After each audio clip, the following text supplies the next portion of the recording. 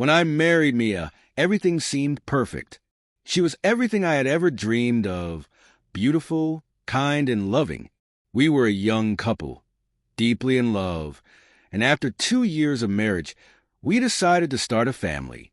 It didn't take long before Mia was pregnant, and the news filled us both with joy. We couldn't wait to welcome our child into the world. However, everything began to unravel the day Mia went for her routine ultrasound. There was something about the way the doctor looked at the screen, a hesitation that sent chills down my spine. He quickly excused himself, saying there was a need for further tests. Mia was puzzled, but she assured me everything would be fine. Days later, the results came back, and the truth was revealed. Mia's child wasn't mine. The DNA test they had conducted on a whim showed that I wasn't the father. The shock hit me like a thunderclap.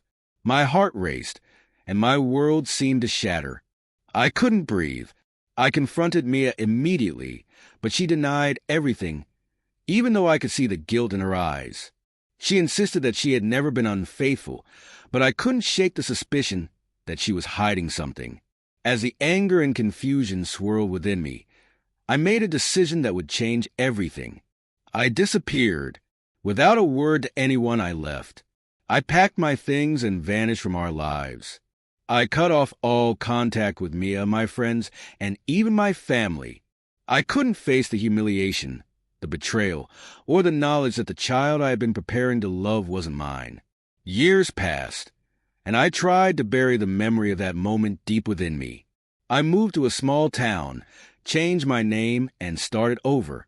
I had no intention of ever returning to the life I once knew. But fate had other plans. One crisp autumn morning, as I was sitting in a quiet cafe, my heart skipped a beat. The door opened, and there she was, Mia.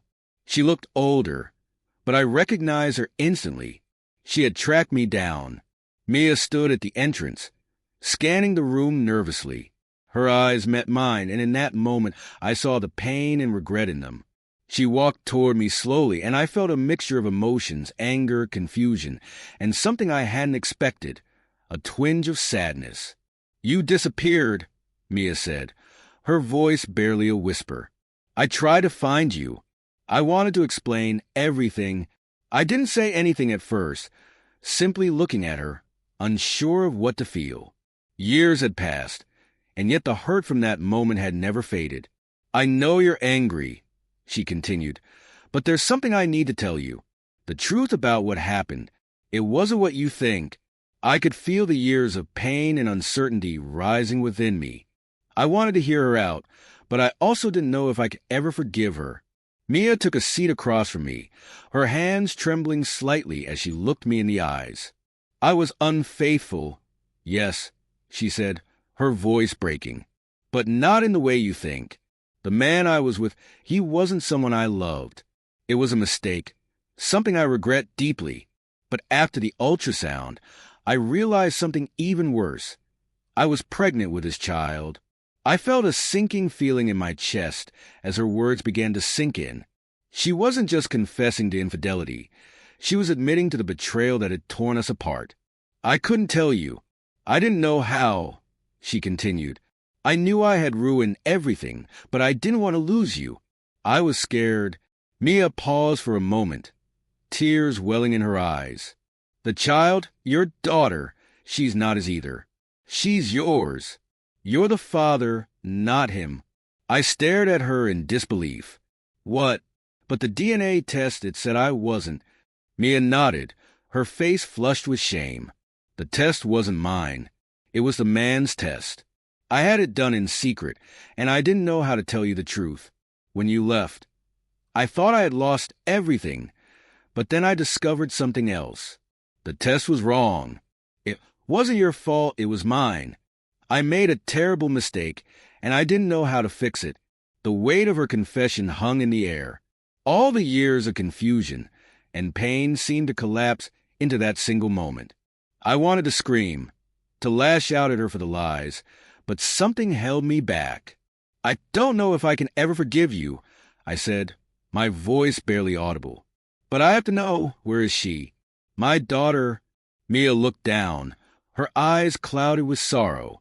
She's grown now, a teenager. She's waiting for you. The years of separation, the years of questions without answers, had led me to this moment.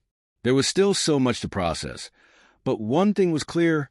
My daughter, the child I thought was lost to me, was out there, and despite everything, I needed to be there for her. Mia reached out, her hand trembling as she placed it on mine. Please don't hate me. Let me help you find her. Let's make things right. I looked at her, torn between anger and the flicker of hope that I might still have a chance to make up for all that had been lost. I stared at Mia's hand on mine, the touch almost foreign after all these years. My mind was racing, a whirlwind of anger, disbelief, and confusion.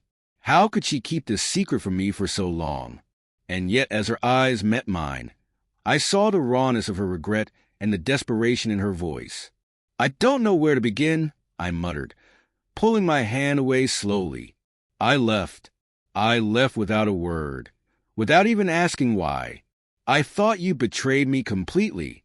Mia wiped away a tear that had escaped her eye, and for the first time in years, I saw the woman I once loved, the woman who had made me feel like I was her world. But now, everything felt so different. The hurt, the anger. It was still there, buried deep but never gone. You were right to leave, Mia said quietly, her voice trembling. You deserve the truth. I should have told you then, but I was terrified of losing you. I thought if you knew the truth, everything would fall apart, but it already had. I sat back in my chair, my mind spinning. It was hard to reconcile the woman in front of me with the memories I had carried for so long, the memories of a family that never came to be, the daughter I thought was never mine, the marriage that had crumbled before it even had a chance to begin. I looked at her, my eyes narrowing. How did you even find me? I went to great lengths to disappear, changed my life completely. It wasn't easy. Mia gave a sad smile, one that held both regret and a glimmer of hope. I didn't stop looking for you. After everything, I had to know if you were okay. I hired private investigators. I contacted your old friends, even some of your family, though they didn't know where you were. But you were like a ghost. Until one day, I found a trail, a small lead, and I followed it. Her determination was evident, but so was the weight of the years she had spent searching for me. We don't have much time, Mia added. You have to meet her. She's waiting for you, and I've been so afraid of what you'd say, if you'd ever forgive me. But she needs you. I felt a pang in my chest. It was one thing to feel betrayed by Mia, but another entirely to know that my daughter, the girl I never knew existed, had lived all these years without me. Where is she? I asked, my voice thick with emotion I hadn't expected. The anger was still there, but the overwhelming need to see my daughter, to know the truth for myself, drowned it out. Mia quickly pulled out her phone, scrolling through the pictures and messages until she found one. She turned the screen toward me, revealing a picture of a teenage girl standing outside, a school uniform on, her eyes looking directly at the camera. The resemblance was striking, her face, her smile. The child I had once hoped for, the daughter who was now a stranger to me. She's just like you, Mia said softly. I tried to raise her right. I didn't want her to grow up in a broken home, so I kept her in the dark about everything. But now, she's old enough to know, and she deserves the truth. I stared at the picture, my hands shaking as I took in the image of my daughter. The time lost, the missed moments, the father-daughter bond that was never formed. It felt like 1,000 lost chances all at once. You've made a mess of things, I said, my voice barely a whisper, but it wasn't just anger that fueled my words. It was grief, the weight of all the years of silence. But I have to meet her. I can undo the past, but I won't let her grow up not knowing who I am. Mia nodded, relief washing over her face. Thank you. Thank you for giving me this chance to make things right. I'll take you to her. We left the cafe together, and as I walked beside Mia, 1,000 thoughts swirled in my mind. I didn't know what to expect when I met my daughter. Would she hate me for abandoning her all these years? Would she even want anything to do with me? The questions were endless, but one thing was clear. I couldn't keep running from the truth anymore. We drove to a small park, where Mia said my daughter liked to go after school. As we pulled up, I saw her standing by a bench, glancing at her phone. My heart raced in my chest. She looked so much like the girl in the picture, but seeing her in person, breathing and real, made it feel like the ground had shifted beneath me. Mia squeezed my hand lightly, and I could feel the weight of the moment settle on both of us. "Go to her," Mia said softly. "It's time." I stood there for a moment, unsure, before walking toward her. She didn't notice me at first, too caught up in whatever was on her phone. But as I got closer, she looked up and froze. For a long second, neither of us moved. It was as if the world had stopped. Then slowly, her eyes widened as recognition dawned on her. Who are you?" she asked, her voice tentative. I swallowed hard, my throat tight with emotion. "I'm your father," I said simply.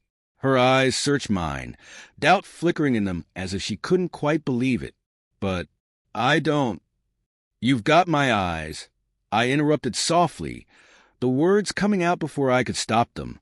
"I'm your dad, and I've been a fool." She didn't say anything, just stood there, absorbing it all. Then, after a long silence, she spoke again, her voice quieter this time. I think I've been waiting for you, even if I didn't know who you were. And in that moment, I realized that maybe, just maybe, it wasn't too late to build something with her, to make up for the years lost, one step at a time. Mia stepped forward, her eyes filled with a mixture of relief and sadness. "It's a start," she said, a weak but genuine smile on her face. And for the first time in years, I allowed myself to hope that this broken family could start healing, even if it took a lifetime.